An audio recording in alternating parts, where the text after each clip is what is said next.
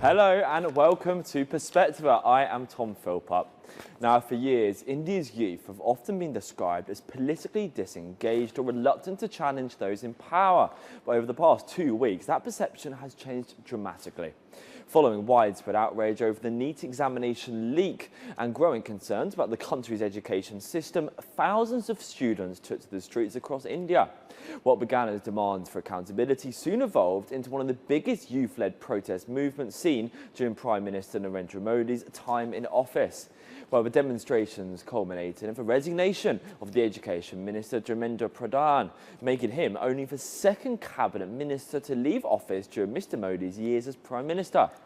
For many young protesters, this was more than just a minister stepping down. They see it as proof that collective action can still influence political decisions in Modi's government. Yet despite celebrating what they call a historic victory, many insist this is just the beginning. Behind the protests lie deeper frustrations over unemployment, rising education costs, repeated examination scandals and limited opportunity for young graduates. How India's Gen Z forced a political breakthrough and why many believe their movement is far from over will be seen in this package. The chants were loud, the crowds determined, and the message unmistakable. Thousands of students marched through the streets demanding accountability after the cancellation of India's National Medical Entrance Examination, following allegations that the question paper had been leaked. For nearly 2 million candidates, months, sometimes years of preparation were suddenly thrown into uncertainty. As public anger intensified, student groups, educators, and online activists organized protests that quickly spread across major cities.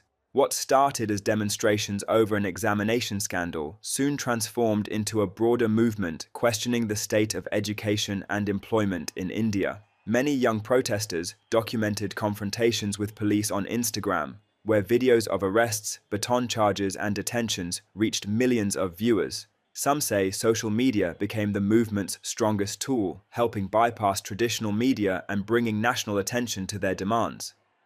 The turning point came when hunger-striking educator Sonam Wangchuk was removed by police from a protest site in Delhi. Images of his detention fueled even larger demonstrations. Days later, Education Minister Dharmendra Pradhan resigned. For many students, it was an unprecedented political victory. Some believe that their voices could make a difference. Others share that optimism, but also caution. Student activists says the movement is about much more than one minister. They argue that paper leaks, increasing privatization of education, and a shortage of jobs have left many young Indians questioning whether education still guarantees a better future. Those concerns are reflected in wider economic trends. Government data shows unemployment among Indians aged 15 to 29 has increased over the past year, while recent academic research suggests only a small proportion of graduates secure permanent salaried employment within a year of finishing their studies. Some protesters now believe this movement has reopened democratic space for questioning those in power, but others remain concerned about possible legal action after police filed cases against dozens of demonstrators. Human rights organizations have also expressed concern over the treatment of activists and peaceful protesters in recent years. Even so, many students say fear is no longer enough to keep them silent. For a generation that had rarely experienced successful street protests, this campaign has become a symbol of what collective action can achieve, and perhaps a sign of larger political challenges ahead. The resignation of Dharmendra Pradhan may have brought one chapter of the protest to a close, but it's also opened another. Student leaders insist their campaign is no longer focused solely on one minister or one examination scandal. They say it's about rebuilding trust in India's education system, expanding employment opportunities and ensuring greater government accountability. Whether this movement develops into a lasting political force remains to be seen, but one thing is already clear. A generation often criticised for being politically disengaged has demonstrated its ability to organise, mobilise and influence national debate. For India's Generation Z, the resignation of a cabinet leader is not being viewed as the finish line. As many protesters have repeated throughout the demonstrations, this is just the beginning of accountability of years of Modi government. Well, to discuss the growing political influence of India's Gen Z and the significance of the recent youth-led protests, we're joined by Mr. Umair Jaliawala, a Gen Z expert. Sir, hello and welcome to Perspectiva. So the resignation of the Education Minister, Dharmendra Pradhan, has been described as a rare political concession under Modi's government. How significant is this moment in India's political landscape? Very significant, and not just for India, but for all such countries that are going through this. And here is a new generation that is unfiltered, that has its own way of mobilizing instead of traditional networks. They are a fraternity, their symbols, their language, and so it's very significant. However, it's disruptive in nature, and it can sure lead to a resignation. But when we talk about change, it needs to become more constructive. But it's a sign of hope for all those who thought that they couldn't fight the systems that they were oppressed by, whether they're facing economic challenges in their countries or such things where an entire population which is not able to work classified as cockroaches. So here is a reality check for all those in power, that the true power belongs to the people, and if the people are not with you, then they will find a way out. And so the protests began over the NEET paper leak, but quickly expanded into wider concerns about education, unemployment and accountability. Why did this issue resonate so strongly with India's Gen Z? I think it's been an issue for quite a while. This has been a social contract that the parents of South Asia do to their children. If you work hard, if you're going to study, you're going to be successful. And hey, that's not happening. It's not happening to those who have succeeded, and the way that these exams and their evaluations have worked. So this is a social contract broken for the generation. And this is not just a promise broken, this is also a career taken away. This is opportunity that they thought could have come their way, which is not now. I think that's why the reaction and then later on the response has been so strong, that this is an entire generation feeling that, hey, if this is what you put us through, then at least fix the system, at least make the grades right, at least have opportunities come out after that.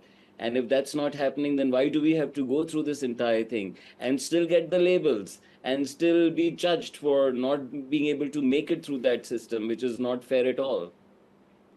Mr. Umair, social media, particularly Instagram, appears to have played a major role in mobilising the protesters. How has digital activism changed the nature of political movements amongst the young Indians? I think that has enabled it. It was very hard to connect. It was very hard to find people who would share dissenting opinions, especially when the state control is tight. And social media allows for such unfiltered dialogue to happen, and for such people to also come together, to mobilize, such that they could be sitting in very different places but could be united by a hashtag. A meme can bring millions together. One symbol can take over this generation, and so this generation is definitely riding on social media. Social media has taught it the power of mobilization, and it's also given them a way as to how they can come together whenever they feel like. And therefore, I'm saying it's a wake-up call for those in power. They can't keep ignoring, they can't keep using the kind of words that were used in India, and they have to bring these young people on the decision-making tables. That's the way this will change. So many protesters are calling this a victory for democracy and dissent. Do you think this movement has created new political space for young people to hold the government accountable? Definitely, and web represents democracy. The big tech companies have this as their value as well, because that's exactly how the web has shaped things. Unless, the algorithm is really determining things for some of the parts, we know for a fact that social media, if you post out authentic things, then it shows to people and people engage with it by their choice. So this is a democracy in action, the kind of democracy that India, Pakistan, Sri Lanka, Bangladesh kind of countries have not been able to really practice in their governance. So sure, it feeds on the collective power. It gives people the right to choose. Also, it gives them the freedom to align with an idea that doesn't need to be taught by anyone. Humans understand this. They've always known this. They want to be treated fairly. They want to have good social contracts. They want to have, sure, I'm going to play this role, but what's the return? What's the state offering me?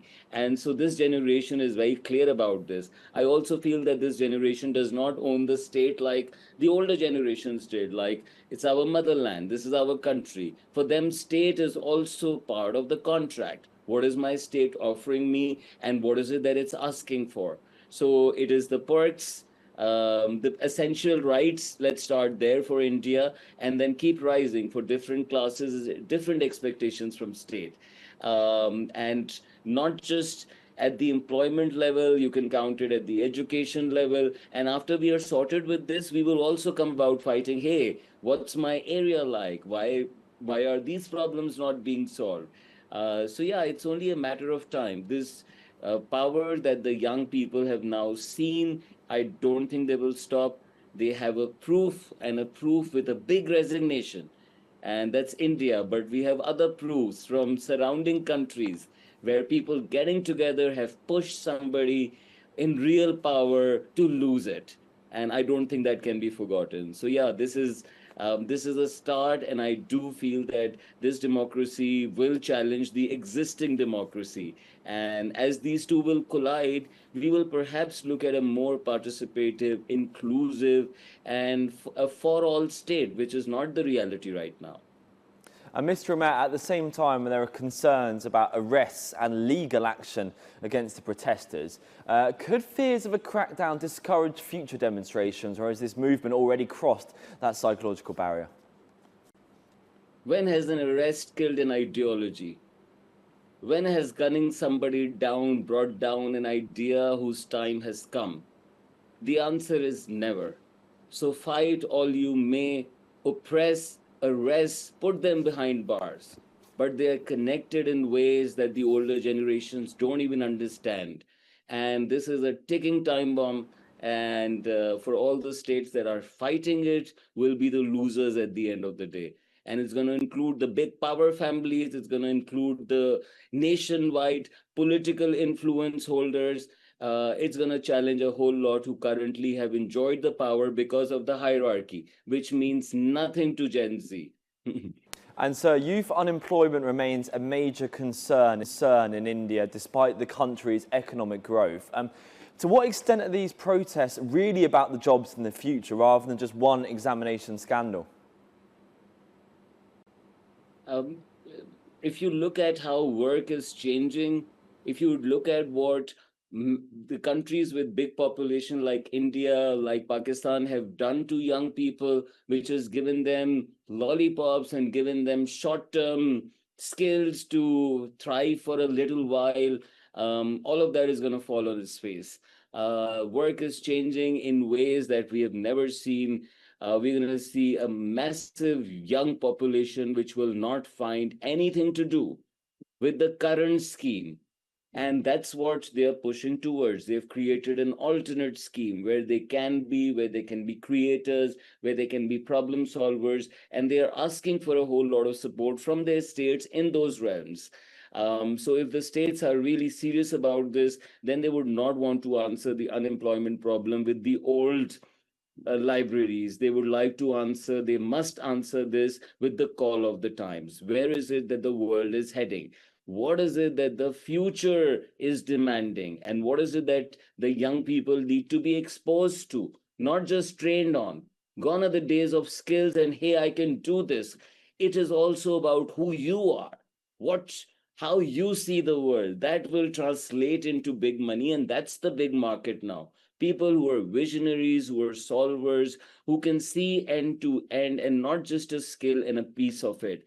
And unfortunately, our populations are not ready for it. So this frustration is going to grow. I urge the governments to see what's happening, to get young people engaged in dialogues, to listen to them, to not create solutions by their own selves, but rather co-design with these young people, with their energies, with their ideas, and using the digital power. It's like they know it, not as the oldies know it.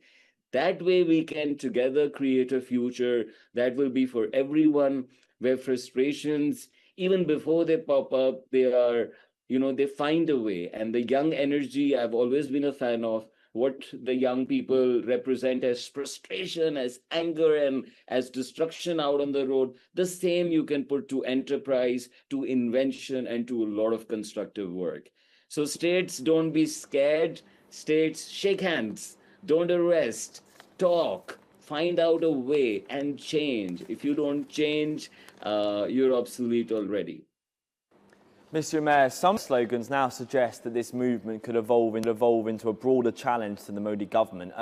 Do you see these demonstrations remaining issue-based, or could they become a wider political movement ahead of the future elections? Yeah, so I do think that, the state tough actions inherently motivate the followers of such movements. And for them, it's even more conviction, and they may not act right away, but they will act when they can.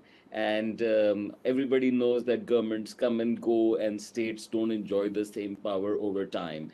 So it may face a certain disruption. They may go into their pockets. The dissent may just be voiced out loud on social media, may not hit the streets. However, like I said, what the young people have seen, they're never going to forget. And if they can earn a resignation by mobilizing, then that means anybody who's in power can be subject to that. So the destructive pieces of that will remain. The constructive pieces that you're hinting at, can this really translate into a political movement? Can this really change the face of India? For that, all of this needs to translate into a very constructive shape. It needs to move away from just uniting under hashtags and on occasions and on certain things.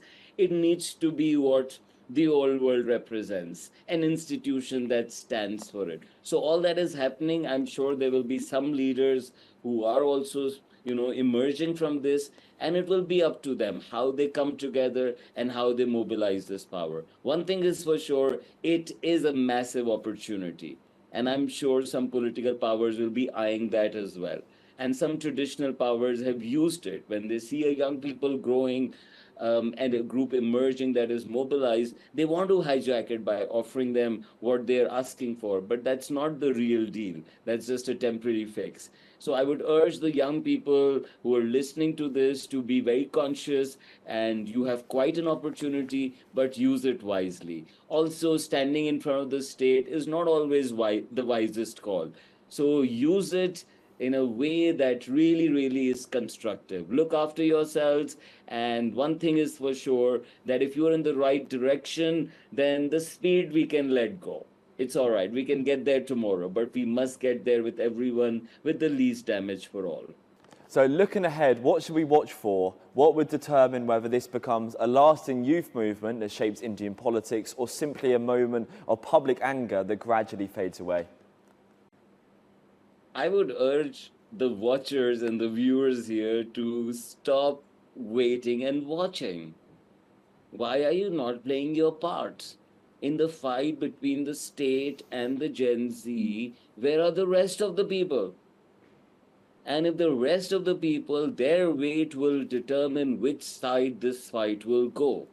How I see it. So, to all the middle folks who are waiting and watching and commenting in their drawing rooms and are living in their own fears and have submitted to the present reality, for them, Gen Z is a wake up call, and not just a wake up call, but they're putting their hand out. They're saying, come with us. You have gone through the same, and the future doesn't need to be what the past has been. So I would suggest, don't watch for things, get involved, pick your side. And in the complex democracies like India, many a times the side is not the party, it's the people, it's the person. If you find the right person, vote them in, bring them to power. If you have people around who are saying the right thing, repost it, retweet it, so that the state is left with no option but to accept it as the nation's wish. not just classify it to a generation, but say, hey, it's not just the Gen Z asking for it, it's India asking for it. And when India will ask for it collectively, it will mean a whole lot. Same applies to Gen Z as well. Please don't just limit it to yourselves and your buddies. Take it around.